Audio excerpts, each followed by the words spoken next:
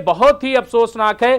तो ये क्यों सब हो रहा है? बार बार बालाकोट फौज का जिस तरीके से इस्तेमाल करने की कोशिश की गई पूरे इलेक्शन में, यह निहायत अफसोसनाक है। यह नहीं होना चाहिए था। आप डेवलपमेंट की करें, डेवलपमेंट की बात करें। अगर वाकई आपने डेवलपमेंट किया है तो उसका जिक्र करें बार बार। आप क्यों उससे भागते हैं? नहीं भागना चाहिए। तो मैं समझता हूं कि बिल्कुल 2014 से ये इलेक्शन बिल्कुल मुख्तलिफ है। और मुख्तलिफ इसलिए है कि 2014 में बीजेपी के पास कम से कम कुछ कहने के लिए था, कुछ बताने के लिए था। लेकिन इस बार, और इसीलिए शायद एक बिल्कुल तूफान आया हुआ था, एक लहर थी, मोदी लहर थी। लेकिन इस मर्तबा कोई ऐसी चीज नहीं है। बिल्कुल मुख्तलिफ इलेक्शन है। कुछ बोलो यहाँ पे, कुछ बोलो यहाँ पे। ये मोनोलॉग नहीं है, ये लोगों के तमाम एक्सपर्ट्स सर कमल जी आपके पास आएंगे जी। यहाँ पे कुछ बातें कहना बहुत महत्वपूर्ण होता है जी। इन्होंने कहा है कि मैं एक तरफा बात कर रहा हूं। मैं अगर एक तरफा बात कर रहा हूं तो ये भी एक तरफा बात कर रहे हैं। बालाकोट की बात क्यों नहीं होगी? बालाकोट में क्या हुआ? क्या बिल्कुल बहुत कुछ हुआ है बालाकोट में। पुलवामा पहले बात कीजिए, बालाकोट की बात। दोनों खास मेहमानों से हम कहेंगे कि हमारे साथ एक और मेहमान जुड़ गए हैं, अब्दुल कदीर चौधरी साहब भी हैं, और साथ ही साथ चेन्नई से हमारे साथ पवन कुमार जी बीजेपी लीडर हैं, वो भी जुड़ चुके हैं। पवन कुमार जी आपके पास आना चाहेंगे और आपसे जानना चाहेंगे, साउथ की पॉलिटिक्स की अगर हम बात करें तो यहाँ पे इक्वेशन बिल्कुल डिफरेंट नजर आती है। क्या कुछ अहम इश्यूज? पवन कुमार।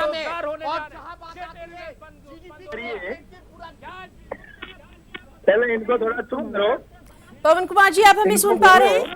कि बालाकोट का मुद्दा या बालाकोट की बात नहीं है। यदि पाकिस्तान ऐसे ही करता रहेगा तो और भी बालाकोट जैसे होते रहेंगे।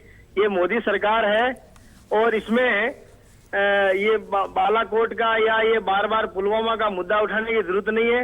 इस पे तो अपने को सबको एक होकर अपने को आवाज उठानी चाहिए, पूरी आवाम को और वजीर आजम को, अपने भारत के प्रधानमंत्री को पूरा समर्थन देना चाहिए। पवन कुमार जी आपसे ये जानना चाहेंगे, जिस तरह से लगातार हम देख रहे हैं कि तरक्की की बात हो रही है, डेवलपमेंट की बात की जा रही है, तो आगे जो लोग हैं, अवाम है, उनके लिए क्या कुछ खास? नहीं, जो मोदी जी ने 2014 में जो वादे किए थे वो 90% तक पूरे हुए हैं और 10% पे काम चल रहा है। 18,000 गाँवों में लाइट नहीं थी। 70 साल तक इस सरकार ने क्या किया? यूपीए की सरकार ने, और इन्होंने टारगेट पूरा किया और हर काम में इनको मतलब जनता का सपोर्ट और देश का प्यार मिल रहा है। तो इन लोगों का, कुछ लोगों का पेट दर्द हो रहा है। जनता मोदी जी के साथ में है। एनडीए की सरकार वापस बनेगी 23 मई को, आपको पता चलेगा, और 350 पार सीटें रहेगी। हमारा तो यही कहना है। अब्दुल कदीर चौधरी साहब आपके पास आना चाहेंगे और आपसे जानना चाहेंगे, जिस तरह से लगातार आप देख रहे हैं, आज जो लोग निकल कर आ रहे हैं, उनके जो सामने मुद्दे हैं, उनके जो इश्यूज हैं, वो बहुत अलग है। वो रोजगार चाहते हैं, वो कहीं ना कहीं अपने लिए एक सिक्योरिटी चाहते हैं। कहाँ पे हो गया? नहीं हुआ है। केवल एक चश्मा से देखने से ये हकीकत नहीं दर्शाता है। तो उस पे बात क्यों नहीं करती? बात करें। हिंदुस्तान हम यही तो कह रहे हैं कि नोटबंदी पे बात करे बीजेपी। अब्दुल कदीर चौधरी साहब आपसे हम जवाब चाहेंगे, आप अपनी बात रखिए। अगर ये भाई साहब चुप रहे तो मैं बोलूं। आप अपनी बात रखिए। मैडम एंकर, मैं जी हाँ मैडम, हाँ जी अब्दुल कदीर साहब जी, हम आपसे ये जानना चाहेंगे। हाँ प्लीज, मेरा नाम अब्दुल कादिर है। कदीर नहीं, मेरा नाम अब्दुल कादिर चौधरी है जी। एंड जी, आपने जो सवाल पूछा उसका जवाब तो ये जो, हाँ आप, हाँ जी कहिए, पूछिए।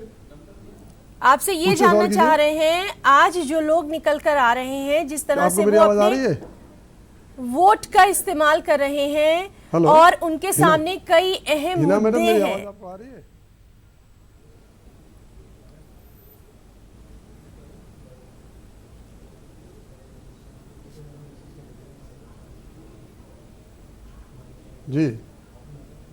जी तो पूछिए, क्या पूछना चाहती है? कई अहम मुद्दे हैं, आगे पूछिए।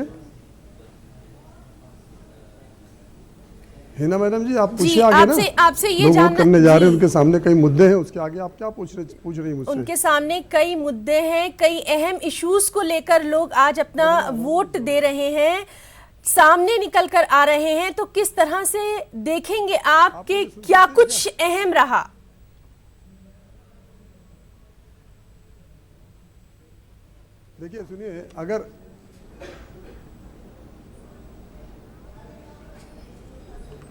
देखिए सुनिए, अगर मुद्दों पे लोगों ने वोट दिया, अगर लोग बेचारे भोले लोग बहक नहीं गए, नफरत की राजनीति में जो बड़ी धुआंधार तरीके से की जा रही है, जैसे मुझसे पहले दूसरे लोगों ने, पैनलिस्ट ने बात की है, बताया इन लोगों ने कि तरक्की के नाम पे क्या हुआ, मैं उसको रिपीट करना नहीं चाहूँगी, लेकिन अगर लोगों ने मुद्दे पे वोट दिया, वोट जिसलिए होता है, पॉलिटिक्स, राजनीति, सियासत का जो ये फेस्टिवल हो रहा है, आज जो सेकेंड फेज चल रहा है, इसमें लोगों ने अगर मुद्दे का वोट दिया और अगर बहके नहीं जज्बात में आकर के, तो फिर तो देखिए ना, सारे मुद्दे जिसका इन्होंने वादा किया था सब पे फेल हैं।